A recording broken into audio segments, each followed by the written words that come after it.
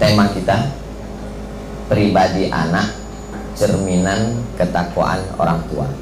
Yang namanya cermin itu kalau kita lihat berarti sama dengan yang ada di cermin dengan orang yang bercermin. Jadi kalau mau melihat bagaimana pribadi anak itu, ya bagaimana orang tuanya. Tidak mungkin saya bercermin beda antara wajah saya yang asli dengan yang dicermin, kecuali cerminnya ada photoshopnya, bisa diedit. Maka kalau mau melihat bagaimana anak-anak kita, lihatlah bagaimana orang tuanya. Ada seorang laki-laki namanya Sabit. Dia mandi di sungai. Saat mandi di sungai, dia melihat ada buah apel yang hanyut. Biasalah kita mandi di sungai, nampak ada apel hanyut.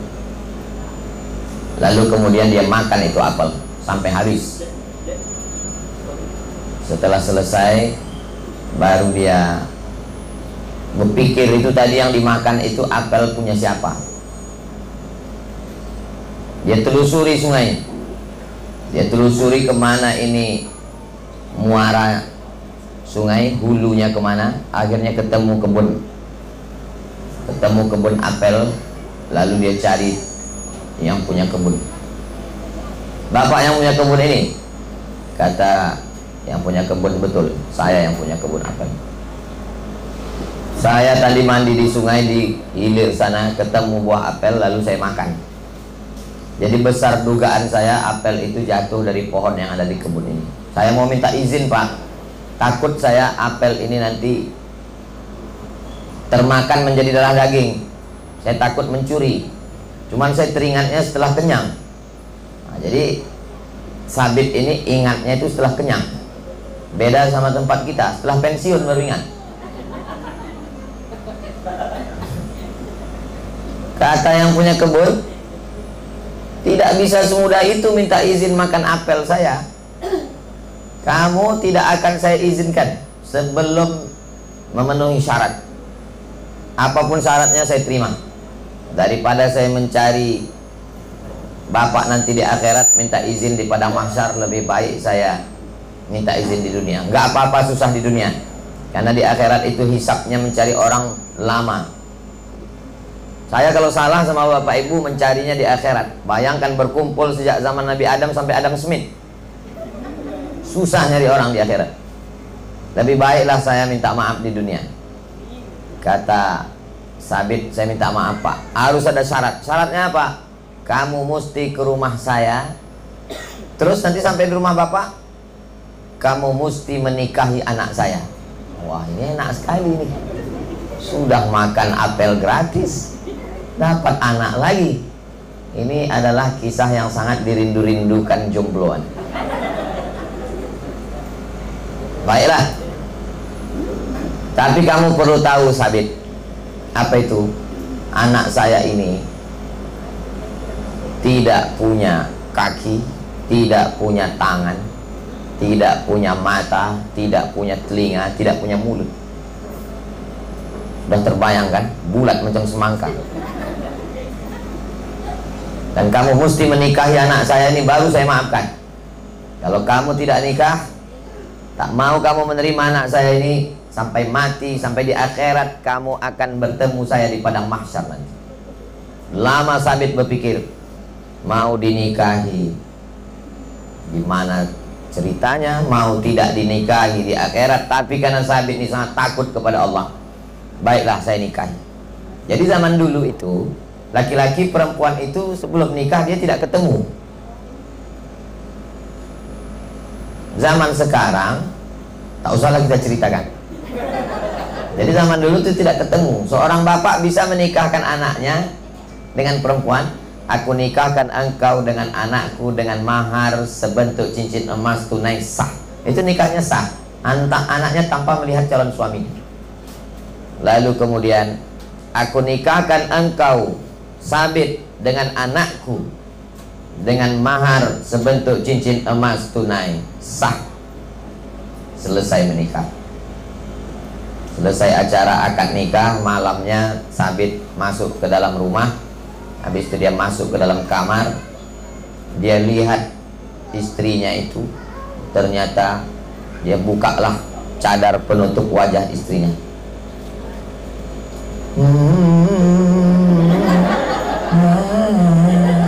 Kalau mau difilmkan nanti, mana tahu ada OSB yang mau buat film pendeknya. Lebih kurang backsoundnya itu pas. Kaget sekali Sabit, ternyata istrinya itu punya tangan, punya kaki, punya mata, punya telinga, dan cantik sekali. Kalau ini nanti mau difilmkan, sulit mencari artis Indonesia yang bisa seperti ini. Paksa kita cari dari Turki atau dari Mesir, Maroko. Lalu Sabit terkejut. Akhirnya dia tanya, kata bapak kamu tidak punya tangan, tidak punya kaki, tidak punya mata, tidak punya telinga, tapi kamu, apa kamu anak bapak yang punya kebun kurma yang... Iya, saya anaknya. Akhirnya dia tanya, Pak, bapak kan bilang anak bapak tidak punya kaki, tidak punya tangan, tidak punya mata, tidak punya telinga, tidak punya mulut. Tapi anak bapak, dia takut juga, takut salah. 2 kali salah, udah makan apel salah. Ini menikahi anak orang salah lagi, masa salah terus hidup? Kata si bapak, saya bilang anak saya itu tidak punya kaki karena memang kakinya tidak pernah melangkah ke tempat maksiat. Saya bilang anak saya itu tidak punya tangan karena memang tangannya tidak pernah buat dosa. Saya bilang dia tidak pernah punya mulut karena memang mulutnya tidak pernah dipakai untuk membicarakan aib orang lain buat dosa. Saya bilang dia tidak punya telinga karena telinganya tidak pernah dipakai untuk mendengarkan kata-kata maksiat. Saya katakan dia tidak punya mata karena memang dia tidak pernah melihat perbuatan yang tidak diridhai Allah. Maka inilah dia anak saya. Saya nikahkan ke kamu, Sabit, karena belum ada orang di zaman ini yang mau makan buah tiba-tiba minta maaf. Memang sudah lama saya mau mencari menantu dan kamulah orangnya, Sabit. Akhirnya menikahlah Sabit. Sa-nya pakai huruf sa, Sabit. Sabit artinya orang yang kokoh. Kita lanjutkan setelah yang berikutnya. Lalu kemudian Sabit pun minum-minum. Setelah minum, baca doa dan seterusnya. Akhirnya lahirlah seorang anak laki-laki, buah pernikahan dari Sabit yang takut makan apel, dengan istrinya yang tak punya mata, tak punya telinga, tak punya kaki, tak punya mulut karena tak pernah buat dosa, dengan mertua yang tak memikirkan menantunya ini apa dan siapa, yang penting jujur, takut makan buah apel minta maaf. Pernikahan Sabit dengan anak yang solihah, dengan mertua yang soleh, lahirlah seorang anak laki-laki. Anak laki-laki itu diberi nama Nu'man. Nama ayahnya Sabit, itulah dia Nu'man bin Sabit. Meninggal tahun 150 Hijrah. Nu'man bin Sabit, nama kerennya Imam Hanafi. Imam mazhab yang pertama. Yang pertama Imam Hanafi, yang nomor 2 Imam Maliki, nomor ketiga Imam Syafi'i, nomor keempat Imam Hambali. Imam Hanafi nama aslinya Nu'man bin Sabit. Jadi kita kalau kenalan sama orang, kita mesti sebut nama asli dan nama keren. Itu tadi siapa? Ustadz Somad. Loh, kemarin saya lihat di Facebook mirip kayak itu, namanya Anton. Nama saya Ustadz Abdul Somad, tapi selalu disingkat dengan UAS karena sulit sekali menyebut. Banyak panitia yang ribut menyebut. Saya bilang nggak usah sebut detailnya, sebut saja Ustadz Abdul Somad dan seterusnya. Nu'man bin Sabit inilah ulama ahlu sunnah wal jamaah, berguru langsung dengan cicitnya Rasulullah SAW, namanya Imam Ja'far Shadiq. Nabi punya anak perempuan namanya Fatimatus Zahra. Dulu saya kalau nyebut Fatimatus Zahra ingat anak Nabi, sekarang ingat istri saya. Fatimatus Zahra ini punya anak laki-laki namanya Husain. Sayyidina Husain punya anak laki-laki namanya Ali Zainal Abidin. Zainal Abidin punya anak laki-laki namanya Muhammad Al-Baqir. Muhammad Al-Baqir punya anak laki-laki namanya Imam Ja'far Shadiq. Imam Ja'far Shadiq punya murid yang hebat namanya Nu'man bin Sabit. Gurunya hebat, bapaknya jujur, ibunya bertakwa, dan kakeknya juga tidak pilih-pilih mantu. Sekarang banyak juga yang jujur seperti Nu'man ini, cuman nggak ketemu mertua seperti itu. Ini yang jadi masalah. Mandi di sungai ketemu apel, dimakan gitu, dipulangin, Pak minta maaf, ya udah banyak yang lain. Nggak terlalu peduli dengan orang jujur. Nah, itu. Jadi memang diperlukan ada kerjasama. Kadang ketemu anak yang jujur makan apel, dicari yang punya kebun juga jujur, anaknya laki-laki semua.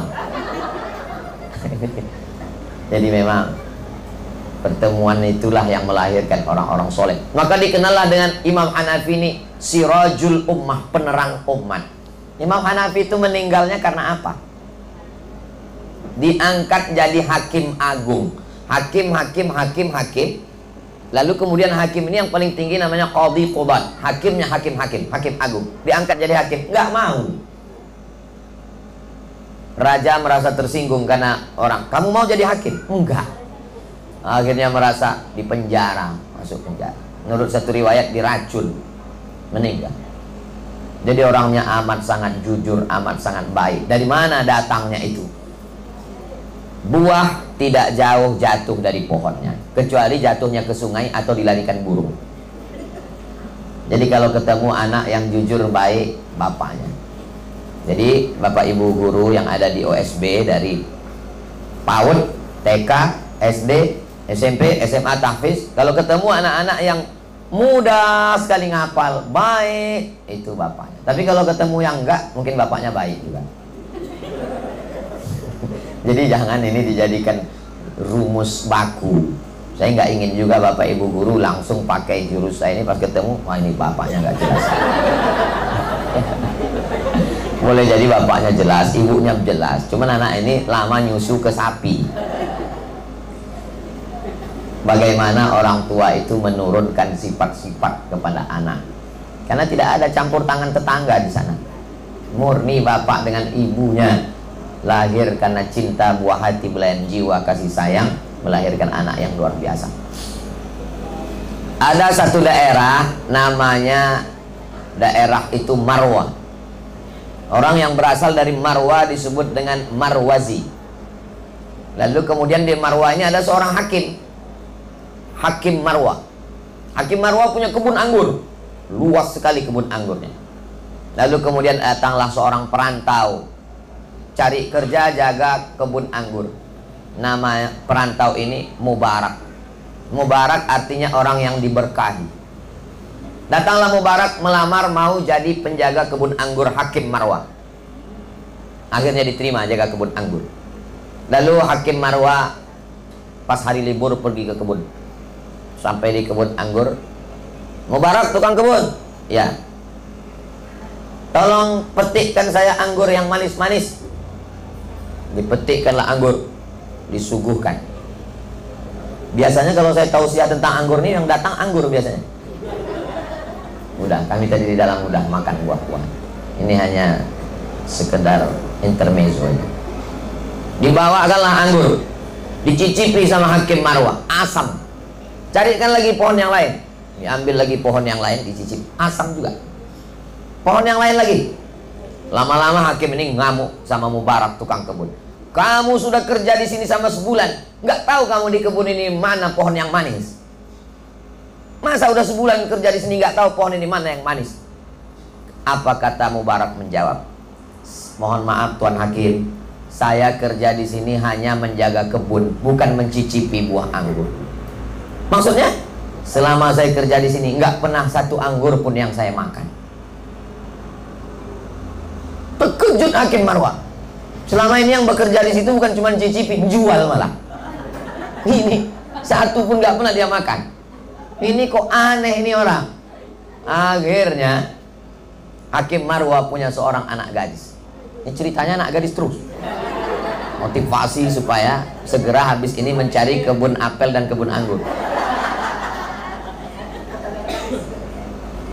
Dinikahkanlah anak gadis yang sematawayang, yang cantik jelita dengan tukang penjaga kebun anggur bernama Mubarak. Hasil pernikahan itu lahirlah seorang anak laki-laki diberi nama Abdullah. Namanya Abdullah bin Al-Mubarak. Itulah ahli hadis selevel dengan Imam Ahmad bin Hambal, Imam Hambali, Imam mazhab yang keempat.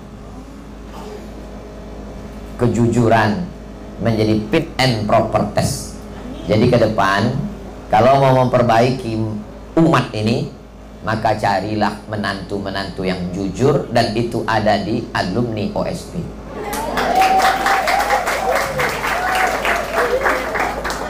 Jadi ibu-ibu yang punya anak kecil, masa depan ada ibu. Lalu kemudian setelah dinikahkan punya anak laki-laki diberi nama Abdullah. Itulah dia Imam Abdullah Ibnul Mubarak, hafal hadis, orangnya alim, orangnya luar biasa, menjadi salah seorang ulama benteng Ahlus Sunnah wal Jamaah.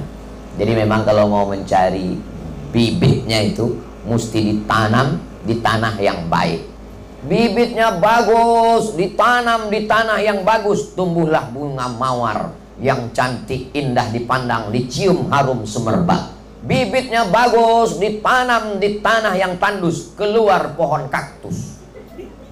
Bunganya tidak sedap dipandang, dicium salah-salah hidung kita bengkak, ditusuk durinya.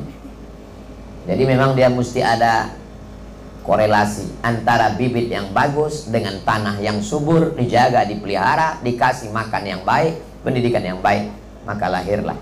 Bagaimana dengan Nabi kita? Ayahnya Abdullah, ibunya Aminah. Abdullah nama bapaknya, Aminah ibundanya. Abdullah hamba Allah, Aminah perempuan yang amanah. Karena bapaknya hamba Allah, Abdullah, ibunya Aminah perempuan yang amanah, lahirlah seorang anak Muhammad yang terpuji di langit dan di bumi. Tapi jangan gara-gara ini nanti bapak pulang ke rumah, pantesan anak kita enggak terpuji karena kamu bukan Aminah. Si istri pun bisa juga jawab, anak kita tidak terpuji karena kamu bukan Abdullah. Artinya ini makna, kalau mau anaknya Muhammad, maka bapaknya mesti hamba Allah, bukan hamba dunia, bukan hamba harta, bukan hamba jabatan, apalagi hamba handphone. Banyak sekarang orang jadi hamba handphone. Pagi handphone, siang handphone, malam handphone. Sakratul maut tangan megang handphone. Gimana mau dapat anak yang soleh? Istrinya juga seorang yang aminah, orang yang amanah, perempuan yang solihah. Karena memang tema kita adalah pribadi anak, cerminan ketakwaan orang tua. Bagaimana orang tua, begitulah sifat anaknya. Asli semuanya. Sifat-sifat bawaan karakter, masalah on time tepat waktu, masalah cara bicara, masalah kedisiplinan, masalah takut makan haram. Bibit ini amat sangat baik sekali. Makanya dalam Islam, seorang laki-laki mencari perempuan sifatnya 4. Pertama, lima liha, karena dia anak orang kaya. Jadi adik-adik yang jomblo, yang belum nikah, kalau mau cari calon istri, carilah dia anak orang kaya, kebunnya sejauh mata memandang, dan orang tuanya sudah mau meninggal. Kaya, anak tunggal semata wayang. 5 liha. Yang kedua, wali hasabiha, keturunan. Ningrat, Raden, darah biru. Kenapa disebut darah biru? Ternyata darah yang paling mahal adalah darah biru. Diambil dari hewan yang tumbuh di tepi, yang hidup di tepi pantai, bentuknya seperti motor tank, namanya belangkas. Coba tulis, itu dia mengeluarkan darah berwarna biru, mahal sekali. Cuman kalau bisa istri jangan sampai darah biru, susah donornya nanti. Saya ketika periksa darah, ditusuk sama dokter, diletakkan di kaca, Ustadz Somad, golongan darahnya AB. Inilah darah yang paling bagus Ustadz, susah tertular penyakit dan ini darah yang kuat, kata dokter. Mantap. Tapi kalau kecelakaan, inilah yang paling sulit dapat darah dan banyak meninggal Pak Ustadz. Kadang dokter ini satu sisi membahagiakan kita, satu sisi menyusahkan hati kita. Lihasabiha, keturunan. Yang ketiga, wali jamaliha, kecantikannya. Rambutnya bakma yang terurai. Tak usahlah kita teruskan. Tapi kata Nabi, jangan kau pandang yang 3. Kalau kau lihat karena hartanya, hartanya akan binasa. Kalau kau lihat karena keturunannya, berapa banyak perempuan dicopot gelar-gelar sukunya karena melanggar pantangan adat istiadat. Jangan kau pandangkannya rupanya, karena wajah musim berganti. Semuanya akan berubah. Perempuan itu ibarat bunga. Bunga itu seperti kuntum yang mekar harum semerbak, tak lama kemudian dia akan layu. Yang tidak berubah itu cuma bunga plastik. Tapi pandanglah, kata Nabi yang keempat, fasfar bidzatid din, lihatlah bagaimana dia taat menjalankan ajaran-ajaran agama. Itu yang tidak akan lapuk karena hujan, tak akan lekang karena panas, tidak akan berubah apapun yang terjadi. Zaman boleh berganti, politik boleh bertukar, tapi sifat bawaan ibu akan turun kepada anak. Itulah pentingnya mencari sifat ibu yang solihah. Adapun perempuan mencari calon suami, sifatnya lebih dikit lagi, hanya 2 saja. Idza ja'akum man tardawna dinahu, kalau datang laki-laki meminang anakmu. Bapak-bapak yang punya anak, kalau datang laki-laki meminang anakmu, pandang yang pertama dinahu, baik menjalankan agama, wa khuluquhu, baik akhlaknya. Kenapa 2? Karena ada orang yang akhlaknya baik, sopan. Kalau ditanya, OSB di mana? Di sana. Sopannya luar biasa. Natap kita pun nggak mau, tapi nggak sholat, nggak bisa. Ada pula orang yang sholatnya rajin, sholat zuhur, sholat asar, sholat maghrib, sholat isya, sholat tahajud, sholat witir, puasa sunat, tapi kasar, nggak bisa. Dua-duanya harus sejalan. Orangnya sopan, orangnya baik, orangnya juga menjalankan agama. Mudah-mudahan yang belum berjodoh segera ditemukan jodoh yang baik-baik. Banyak juga yang belum berjodoh. Nah, inilah dia. Setelah mereka ketemu, laki-lakinya baik, perempuannya baik, dipertemukan dengan cara yang baik, namanya ta'aruf. Gak ada pacaran dalam Islam. Sekarang banyak ini anak-anak muda sholat tahajud, sudah hijrah, jam 3 malam nelpon. Kamu nelpon siapa? Pacar? Enggak Pak Ustadz, ini pacar syariah. Tahajud ya yang. Kamu udah nikah? Belum. Itu anak gadis itu punya bapak, punya ibu, orang tuanya yang membangunkan. Kenapa kamu? Saya calonnya Pak Ustadz. Masih calon, nanti setelah menikah baru. Tapi kami ini pacaran syariah Pak Ustadz. Gak ada pacaran syariah. Ini pacaran syariah Pak Ustadz. Kami aja manggilnya ya akhi ya ukhti. Bulan kedua ya abi ya umi. Bulan ketiga ya habibi ya habibat. Bulan keempat ya almarhum almarhumah. Nggak ada pacaran syariah itu. La talbisul haqqa bil batil. Jangan campur yang hak dengan yang batil. Jadi orangnya baik, dipertemukan dengan cara yang baik, namanya ta'aruf. Kalau cocok, lanjutkan. Kebetulan Pak Ustadz kemarin waktu ada acara di OSB, saya melihat ada yang cuan. Gimana caranya Pak Ustadz? Ya hubungilah Ustadz Ardi, beliau yang kenal orang tuanya.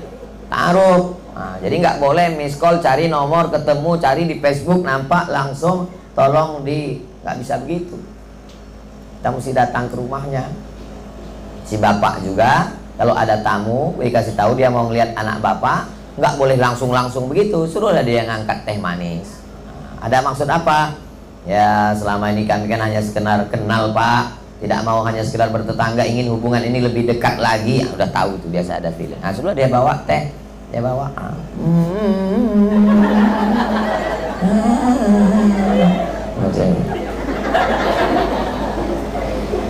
Setelah selesai, gimana jadi? Nggak sesuai Pak Ustadz. Rupanya hari itu kelihatan putih karena lampunya terang. Jadi nggak jadi itu nggak masalah. Bukan berarti setelah ta'aruf nggak jadi lalu musuhan. Enggak demikian. Setelah itu berlanjut ke khitbah. Khitbah itu dia sudah diikat pertunangan. Tidak boleh orang tua membatalkan ikatan pertunangan, karena bisa menjadi permusuhan. Dan anak muda juga nggak boleh meminta, Pak saya mau minang anak bapak, anak saya sudah dipinang orang lain. Pulang, nggak boleh. Nggak boleh langsung dicongkel, tanya kemarin dia maharnya janjikan berapa? 100 juta, saya 200. Emang ini kan mas koki, ini anak orang, ini anak manusia, putus silaturahim orang. Maka dalam Islam diajarkan la yakhtiba ahadukum fauqa khitbati akhi. Tidak boleh meminang anak orang yang sudah dipinang. Orangnya baik, calonnya baik, dengan niat yang baik, dengan cara yang baik, dinikahkan dengan baik. jangan dirusak. Ini banyak juga kadang laki-lakinya baik, perempuan baik, karena dilepaskan hubungannya tidak baik, terkontaminasi dengan yang tidak baik. Nauzubillah. Setelah itu barulah kemudian mereka menikah dengan cara yang baik, mendapatkan kebaikan. Doa yang diajarkan Nabi Ibrahim, Rabbi habli minas sholihin. Nabi Zakaria, Rabbi habli min ladunka dzurriatan thayyibah. Nabi Ibrahim, Rabbi habli minas sholihin. Ibadur Rahman, Rabbana hab lana min azwajina wa dzurriyyatina qurrata a'yun waj'alna lil muttaqina imama. Setelah itu kemudian hamil, saat mengandung ada tur. Tur itu biasanya jalan-jalan ke gunung, ke danau, ke bukit. Tapi ini aneh turnya. Turnya diadakan ke Museum Moskow untuk melihat lukisan-lukisan klasik. Selama melihat lukisan diiringi dengan suara musik Mozart, Beethoven, musik-musik yang melembutkan hati. Tapi yang ikut acara tur ini saya nggak lulus, Ustadz Ardi juga nggak boleh. Karena pesertanya syaratnya hamil 3 bulan. Siapa yang hamil 3 bulan, 4 bulan, 5 bulan boleh untuk ikut tur di Moskow, melihat lukisan-lukisan klasik diiringi dengan suara musik Mozart, Beethoven. Tujuannya apa? Ternyata supaya anak yang dikandung ini menjadi anak yang lembut. Mereka komunis, nggak ngerti Quran, nggak ngerti sholawat. Yang dia tahu adalah melihat lukisan yang cantik indah, mendengar musik yang lembut, maka akan lahir anak yang baik, yang lembut. Tapi dalam ajaran Islam, inna khalaqnal insan, kami ciptakan manusia min nutfah, dari sperma, ansajin, ini campur dengan sel telur, nabtalihi, kami uji, ja'alnahu sami'an basira. Anak itu bisa mendengar, anak itu bisa melihat. Nabi sudah membacakan ayat itu 1444 tahun yang lalu. Nabi tidak pernah terdaftar di fakultas kedokteran universitas manapun, tapi dia sudah tahu bahwa anak di dalam bisa mendengar. Waktu saya menjelaskan ayat surat Inna khalaqnal insana min nutfatin amsyajin nabtalihi faja'alnahu sami'an basira. Menurut ayat ini, anak sudah bisa mendengar dan sudah bisa melihat di dalam kandungan. Waktu saya jelaskan ayat itu, datang kertas. Ustaz Somad, ada kertas dari jamaah. Saya dokter spesialis obgyn. Spesialis obgyn itu spesialis kandungan, bukan spesialis jin. Saya ustadz yang selalu berkecimpung dengan ibu hamil. Menurut ilmu kami, anak yang ada dalam kandungan sudah bisa mendengar, merespon ibunya. Jadi tur yang diadakan di Moskow itu, ketika ibunya mendengarkan musik yang slow, maka anaknya pun tenang di dalam. Jadi dapat disimpulkan, anak-anak yang melompat-lompat itu belum tentu karena mendengar musik metal, tapi ketenangan ibu hamil itu dihasilkan oleh apa yang dia dengar. Makanya disuruh ibu-ibu mengandung itu mendengarkan speaker Quran. Dari sejak Sami ada dalam kandungan sampai sekarang setahun 4 bulan, Februari, Maret, April, Mei, Juni, 17 Juni, setahun 4 bulan, non-stop, tidak boleh ayat Quran berhenti. Berhentinya kalau mati lampu aja. Bacaan Quran harus terus. Jadi yang selama ini ada musik metal, R&B, K-pop dan lain-lain, tolonglah dirubah dulu menjadi lantunan ayat-ayat suci Al-Quran. Zaman dulu belum ada speaker Quran. Jadi zaman dulu kalau ada ibu-ibu hamil datang ke kiai, kiai sebaiknya saya ini baca apa ya? Disuruh baca surat Yusuf. Baca surat Yusuf ya. Cuman kadang ibu ini salah tangkap, dimahaminya baca Yusuf, surat Yusuf biar anaknya ganteng seperti Nabi Yusuf. Padahal maksud kiai supaya waktu baca Quran ibunya tenang, anaknya di dalam dengar. Itu maksudnya. Kalau ibunya tenang, jantungnya tenang, otaknya tenang, anaknya juga tenang di dalam, pertumbuhannya normal, sehat. Cuman kadang orang kita ini salah paham, nanya segan. Kalau dia nanya, kiai jelaskan, kiai kenapa baca surat Yusuf? Cuman karena dia segan, ngambil kesimpulan sendiri. baca surat Yusuf biar anaknya ganteng. Pas lahir hitam. Komplain sama kiai. Apa nih kiai? Saya sudah baca surat Yusuf, anaknya kok gini. Kiai nggak marah-marah. Pas dikomplain kiainya diam aja, dia nanya, bojone di suaminya mana? Ini bodoh. Tujuannya itu lebih pada spiritual, supaya kalau ibunya baca Quran itu tenang. Makanya tidak boleh bertengkar suami istri saat istri hamil. Nanti anaknya, kan selalu dikasih tahu dokter, jangan kelahi ya Pak, Bu, banyak-banyak sabar. Nanti kalau ibunya stres, depresi, nanti anaknya begini. Cerminan orang tua. Bagaimana dibesarkan dengan kasih sayang. Akhirnya anak lahir. Di saat anak lahir, dibisikkan ke telinganya sebelah kanan azan. Azan as-salah, seperti azan sholat. Hadisnya hadis hasan, ada dalam kitab Sunan Tirmidzi. Jam berapapun anaknya lahir tetap diazankan. Makanya kalau nggak tahu nanya, ini anak lahir jam 5 diazankan as-sholatu khairum minan naum. Azannya tetap azan seperti biasa. Dibisikkan ke telinga sebelah kanan. Allahu Akbar, Allahu Akbar. Saya mengazankan anak saya. Meleleh air mata saya saat azan. Apa yang Ustaz bayangkan? Saat ini aku yang membisikkan ke telingamu, asyhadu an la ilaha illallah. Kita sebagai orang tua yang kita inginkan cuma satu.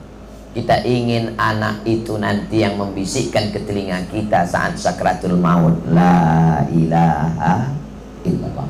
Jangan sampai nanti saat kita sakratul maut dokter bertanya, anaknya berapa? Anaknya 5 Pak. Yang pertama lagi keluar negeri. Yang kedua lagi sidang penting. Yang keempat lagi meeting rapat. Yang kelima lagi show. Yang keenam nggak tahu di mana. 5 anak yang kau azankan dulu, satu pun tak bisa membalas, membisikkan ke telingamu, la ilaha illallah. Untuk apalah anakmu sukses? Untuk apa kau datang wisudanya? Untuk apa kau habis duit menyekolahkannya? Kalau membisikkan ke telingamu la ilaha illallah pun satu tak ada yang bisa. Kalau saya pesankan itu. Ibu-ibu yang belum punya anak, pesankan ke istrinya. Nanti kalau aku mati, anak kita belum ada, kau yang membisikkan. Ibu-ibu waktu ditanya, siap Bu? Siap. Suaminya demam dikit, langsung dibisikkan la ilaha illallah. Itulah saking solihahnya. Lambat sholat subuh dikit, la ilaha, belum lagi katanya. Nah, lalu kemudian dikasih dia cairan kurma. Waktu Nabi Isa lahir, Maryam memegang anak yang baru lahir itu. Apa kata Allah? Wa huzi ilaiki bi jiz'in nakhlati. Wahai Maryam yang baru melahirkan anak bernama Isa, goncangkan pundakmu ke batang pohon kurma. Tusaqit alaiki rutaban janiyya, akan gugur buah kurma. Jadi ternyata Nabi Isa pun waktu lahir dikasih buah kurma. Nabi Muhammad SAW waktu lahir dikasih buah kurma. Lahir seorang anak bernama Abdullah, nama ibunya Asma, nama ayahnya Zubair, namanya Abdullah bin Zubair. Dibawa ke Nabi SAW. Anak pertama lahir di kota Madinah. Diambil Nabi kurma, dikunyah-kunyah Nabi, cairan kurma dimasukkan ke mulut anak. Sekarang banyak anak-anak baru lahir langsung dapat asap tembakau bapaknya, cairan kurma. Sekarang kalau kita ditanya, kenapa anak ustadz diberi cairan kurma? Ya begitu dulu sunnahnya, saya nggak tahu. Diteliti di Universitas Ain Shams, University Kairo. Ternyata anak yang baru lahir itu menggigil kedinginan. Karena tempat yang paling nyaman di dunia adalah rahim. Rahim adalah tempat yang paling tenang, senang, paling adem ayem di dunia. Makanya ibu-ibu yang hamil di kutub utara, kutub selatan, dingin membeku, belum ada anak yang lahir bulat jadi es batu. Karena rahim tempat paling tenang. Cuaca di Afrika Utara itu cuma 2, panas dan panas sekali. Tapi nggak ada janin yang keluar melompat karena kepanasan. Kenapa? Karena rahim tempat yang paling adem, ayam, tentram, nyaman, tenang, senang, lenang. Ketika bayi ini lahir ke dunia, maka ada bayi yang membeku kedinginan setelah lahir. Akhirnya dimasukkan ke dalam kotak. Apa namanya itu? Hah? Inkubator. Saya hampir aja menyebut generator. Dimasukkan anak ke inkubator, lalu kemudian di setel berapa derajat sampai anak tenang, nggak kedinginan di dalam inkubator. Lalu kemudian perawat yang ditugaskan menjaga itu pun sibuk main handphone. Akhirnya pas ditengok anak tuh matang di dalam, nggak disesuaikan temperatur.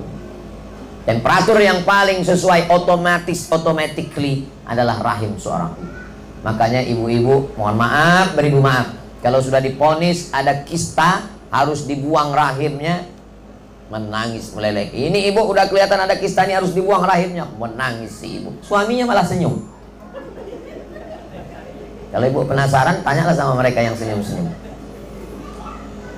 Rahim adalah nama yang diambil dari Asmaul Husna, yang mengatakan begitu Allah dalam hadis qudsi. Ana Rahman, aku ini Rahman. Syaqaqtur rahim min ismi. Rahim diambil dari namaku. Bismillahirrahmanirrahim. Sebagaimana sayangnya Rahman dan Rahim, begitulah sayangnya rahim, menjaga janin. Maka hubungan kita hari ini disebut dengan silaturahim. Bapak di rahim ibu bapak, saya di rahim ibu saya, ibu di rahim ibunya ibu-ibu. Dan hari ini kita menyambung tali silaturahim untuk menjaga anak-anak kita ke depan. Ada yayasan, ada guru, ada wali murid, ada peserta didik. Keempat ini mesti sering-sering bersilaturahim, menyambung lagi rahim yang putus untuk melahirkan generasi ke depan. Generasi OSB, Omar Smart Brand. Dia memang setiap 10 menit sekali ada iklannya. Pesan, nggak ada pesan. Ide dari penceramah. Nah, setelah anak-anak ini dididik dengan baik, memilihkan bapaknya baik, memilihkan ibunya yang baik. Banyak sekarang laki-laki kalau mau nikah, apa kata dia kepada istrinya? Sudikah engkau menemani aku hingga kematian tiba? Kata-katanya tolong diganti. Sudikah engkau menjadi ibu bagi anak-anakku yang akan menemani kita bersama sampai ke surga bersama Rasulullah. Yang sudah terlambat gak usah dipakai lagi. Kasihkan aja untuk yang selanjutnya, untuk anak-anak selanjutnya. Nah, ini penting sekali karena ini mindset cara kita berpikir. Kita menganggap ini perempuan hanya untuk menemani kita sampai kematian datang. Enggak, dia tidak menemani kita sampai kematian, tapi untuk menjaga anak-anak kita, generasi masa depan yang melahirkan calon pemimpin. Lalu kemudian sampai akhirnya kita bersama dengan Rasulullah Sallallahu Alaihi Wasallam.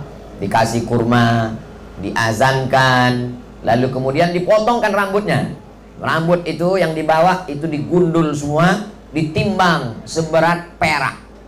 Oh kemarin Pak Ustadz, kemarin anak kami itu ditimbang seberat emas. Iya kalau rambutnya tipis. Kalau lahir gondrong, jadi aslinya seberat perak. Jadi kalau dia seberat perak, 1 gram perak 70.000. Nah, ini nanti pas jam 10 itu selesai masuk sesi tanya jawab. Tadi saya mulai jam 9.15, berakhir jam 10.15. Tetap kode etik 600 ml. Walaupun di OSB sama dia. Tetap.